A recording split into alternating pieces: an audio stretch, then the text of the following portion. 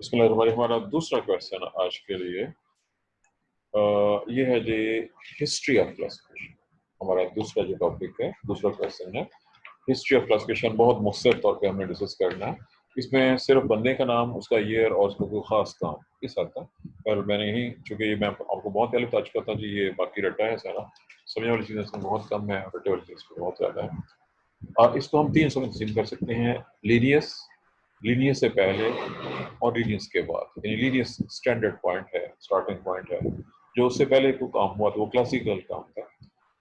हमारी बुक का मतलब है जो बुक्स हम पढ़ रहे हैं, जो आपके पास मौजूद हैं, इन बुक्स में जो BS लेवल की जितनी बुक्स हैं, आपको सिर्फ और सिर्फ यूनानी फिलोसफर्स के नाम मिलेंगे, यूरोपियन के नाम मिलेंगे, आपको किसी मुस्लिम साइंटिस्ट का नाम नहीं मिलेगा। अगर आप 9th 10th लेवल की कोई बुक पढ़ रहे हैं पाकिस्तान में जो लिखी गई हो, उसमें आपको मुस्लिम साइंटिस्ट के नेम और वो नाम भी मिल जाएंगे जिन्होंने प्लांट्स पे, एनिमल्स पे काम किया हो। बहरहाल याद रखिएगा कि ये हमारी कुछ किताबों में ये खामी मौजूद है कि उसमें कुछ लोगों के नामों को ओमिट किया गया है, हालांकि उनका जिक्र होना चाहिए था यहाँ पे मुस्लिम साइंटिस्ट का। एनीहाउ, हिस्ट्री ऑफ क्लासिफिकेशन, जैसे मैंने कहा, क्लासिफिकेशन के लिहाज से पहला जो दौर है वो है जी प्री लीनियस पीरियड, लीनियस से पहले का दौर। ये कबल मसीह से शुरू होता है और लीनियस का दौर 1736 का दौर है, उस वक्त तक ये चलेगा। इसमें बहुत से लोगों के नेम है। उस वक्त वो लोग हर्बलिस्ट कहलाते थे और उन्होंने में से कुछ के नाम मशहूर मारूफ भी हैं, जैसा कि अभी ये नाम आपके सामने आता है। पहला नाम है जी, इसमें ग्रीक यूनानी बंदा था, ये मुस्लिम यूनानी के साथ थियोफ्रास्टस है, जिसको बाबे बॉटनी का नाम भी दिया जाता है। 370 से 287 BC बिफोर क्राइस्ट, ईसा से पहले का दौर है। प्लिनी द एल्डर 23 से 79 AD, एनी डोमेनी जिस सन ईस्वी का हो चुका है। डिस्कराइड्स पहली सेंचुरी में AD में। मैग्नस 1193 1193 से 1280, ये यूरोप का इब्तदाई दौर है इल्म का। मोहन 1541 से 1631, जॉन ग्रे 1628 से 1705। ये नाम दिए आपकी बुक ने या बुक्स के अंदर जो मौजूद हैं, ये ग्रीक्स और यूरोपियंस लोगों का नाम, इसमें किसी मुस्लिम साइंटिस्ट का नाम शामिल नहीं है। हमारा नेक्स्ट हेडिंग है जी Carolus Linnaeus, Carolus von Linnaeus के नाम से वाकिफ हैं जोलॉजी में। ये नाम आप 9th क्लास से पढ़ते आ रहे हैं। 1707 से 1778 स्वीडिश साइंटिस्ट था, स्वीडन यूरोप का मुल्क है, बोटैनिस्ट। और उसी को हम जदीद टेक्सोनॉमी का बानी समझते हैं, कहते हैं, चूँकि उसने न सिर्फ जानदारों को क्लासिफाई किया, उसने बाइनोमियल का सिस्टम अडॉप्ट किया। इससे पहले दुनिया में बाइनोमियल सिस्टम बल्कि पॉलिनोमियल सिस्टम या लोकल नेम्स का सिस्टम चल रहा होता था। इसका जो क्लासिफिकेशन सिस्टम है वो आर्टिफिशियल, जो कि सेपरेट क्वेश्चन है हमारा। इसने पौधों को टोटल 24 क्लासेस में तकसीम किया, जो कि हमारा सेपरेट क्वेश्चन है, वहाँ पे हम इसको डिस्कस करेंगे। लेकिन इसकी जो ज़्यादा शोहरत है, दो शोहरतें, एक बाइनोमियल नोमेनक्लेचर और एक पहला सिस्टम जो कि मशहूर हुआ, artificial system of classification. Next name है जी बर्नार्ड डी ज्यूशो, 1699 से 1777 का दौर है। और इसके साथ नेक्स्ट इसकी जनरेशन है जी लॉरेंट डी ज्यूशो। इन्होंने लीनियस के सिस्टम को इम्प्रूव किया। इन्होंने इसकी क्लासेस बदलना कर दी और ऑर्डर्स में उसको डिवाइड किया, 100 ऑर्डर्स बना दिए। इन्होंने सीड और नॉन सीड प्रोड्यूसिंग प्लांट में भी डिफरेंस और डाइकाट और मोनोकाट का भी डिफरेंस इन्होंने नोट किया। नेक्स्ट नेम APG कंडोले, पूरा नाम है ऑगस्टाइन पायरेम डी कंडोले, 1718 से 1841। इन्होंने फर्दर जिशो के सिस्टम को इम्प्रूव किया और 213 ऑर्डर्स बना दिए। इसके मुताबिक फिजियोलॉजी इतनी इंपॉर्टेंट नहीं थी जितनी कि मॉर्फोलॉजी, ये इसका पॉइंट ऑफ व्यू था उस दौर में। और इसके काम को फर्दर इसकी नेक्स्ट जनरेशन ने आगे चलाया। नेक्स्ट है जी रॉबर्ट ब्राउन के नाम से वाकिफ है, 1773 से 1849। इसने न्यूक्लियस डिस्कवर किया था सबसे मशहूर इसी नाम से। इसी ने जिम्नोस्पर्म और एंजियोस्पर्म को डिफरेंशिएट किया। नेक्स्ट नेम बहुत इंपॉर्टेंट नेम है क्योंकि इनका सिस्टम बहुत इंपॉर्टेंट सिस्टम जो हमारी बहुत किताबों में अब तक फॉलो हो रहा है। बेंथम एंड हुकर, 1817-1911 का दौर, ब्रिटिश साइंटिस्ट दोनों। और जिस दौर की ये बात हो रही है, ये वही दौर है जब ब्रिटिश सगीर पर, पाकिस्तान इंडिया पर बरतानिया की हुकूमत थी। जो हुकर साहब हैं, ये तशरीफ लाए थे इंडिया में और बहुत अर्सा यहाँ क्याम किया। और इन्होंने फ्लोरा ऑफ ब्रिटिश इंडिया, किताब है इनकी, फ्लोरा ऑफ ब्रिटिश इंडिया, यानी वो इंडिया जिसके ऊपर बरतानिया का कब्जा है, उसके तमाम पौधों को اسٹڈی کیا، ڈسکس کیا، اپنی کتاب کے اندر بیان کیا اس دور میں. اب سے ظاہر ہے کہ 150 سال پہلے کا دور بنتا ہے کم بیش. بہرحال انہوں نے جو سسٹم پیش کیا تھا وہ کنڈولے سسٹم کی امپرومنٹ تھی.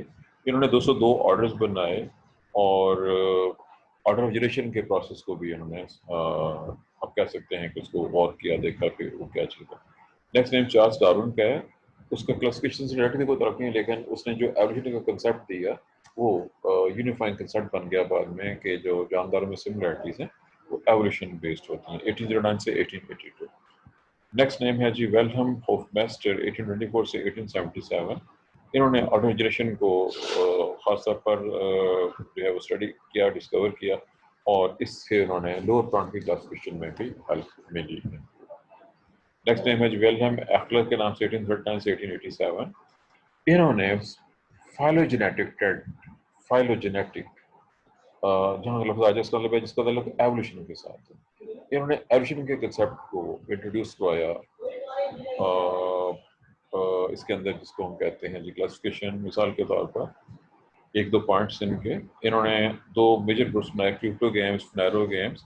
یہ دونوں لیکچر سیمسٹر 1 کا جو آپ کا پہلا لیکچر تھا اف یو ریمبر باٹنی میں، وہاں بھی میں نے ڈسکس کیے تھے. جن میں ریویژن چھپی ہوئی ہے اور جن میں ہوتی ہے وہ اس لحاظ سے تھا لفظ. کرپٹو گیم جن میں وہ پودے جن میں سیڈ نہیں ہوتا، اور نیرو گیم میں جن میں پتہ ہے کہ ریویژن کیسے ہوتی ہے.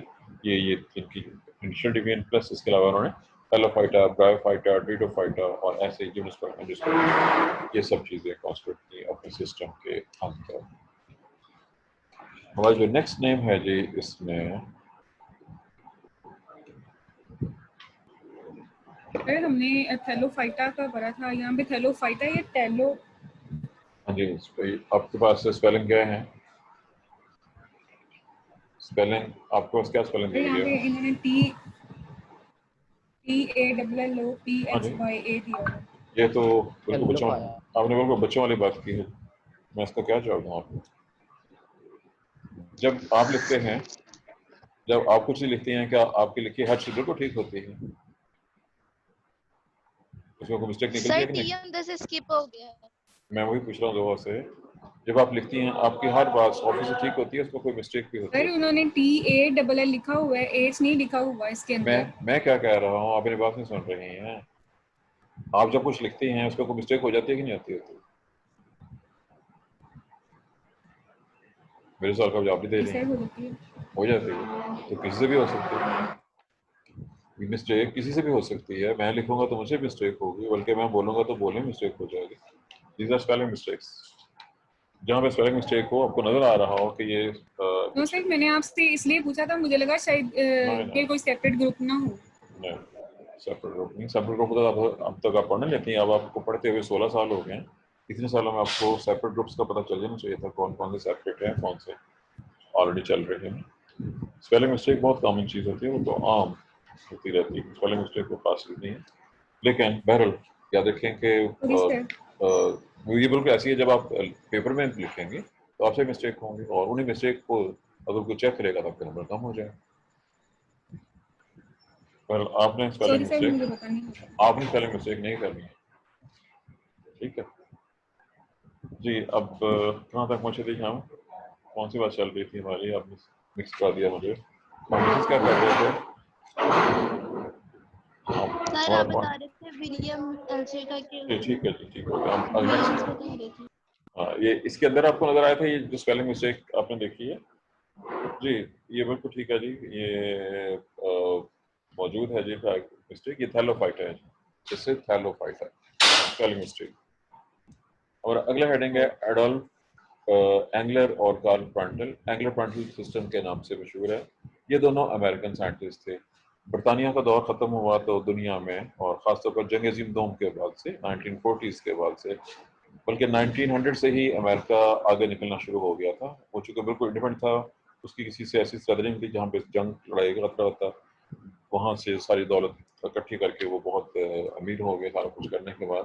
بہرحال آہستہ آہستہ انہوں نے پوری دنیا پہ قبضہ کر لیا. اب اس وقت دنیا پہ بظاہر امریکہ کا ہی قبضہ نظر آ رہا ہے، جو نظر آ رہا ہے بظاہر دیکھنے میں.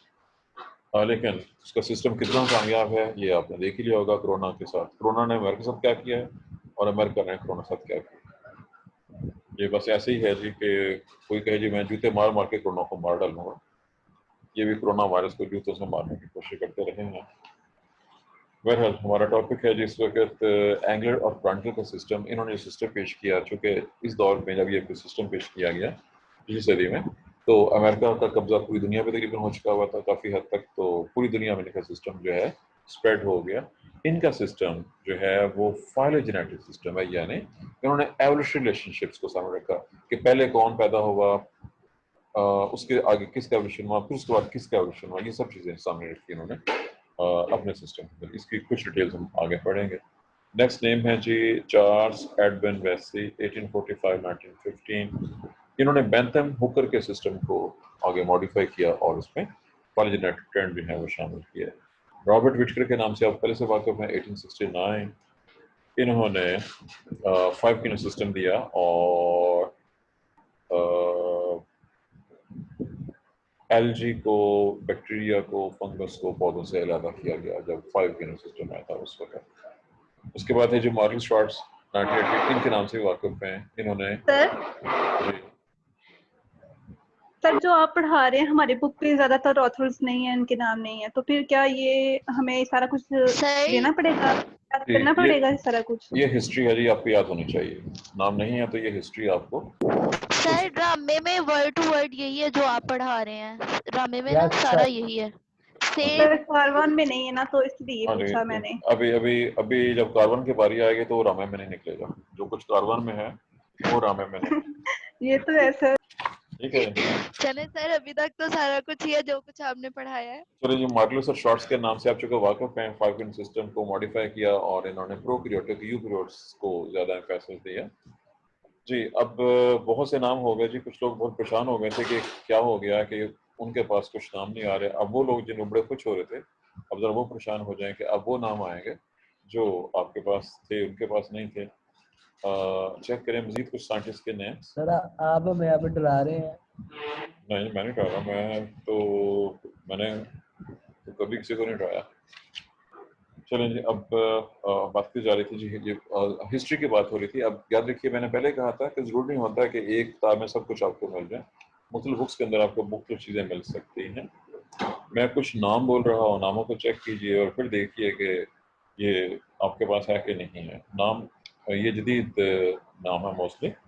رابرٹ تھارن 1968, آرمن تاختاجن 1980 اور آرتھر کانکویسٹ 1981, رالف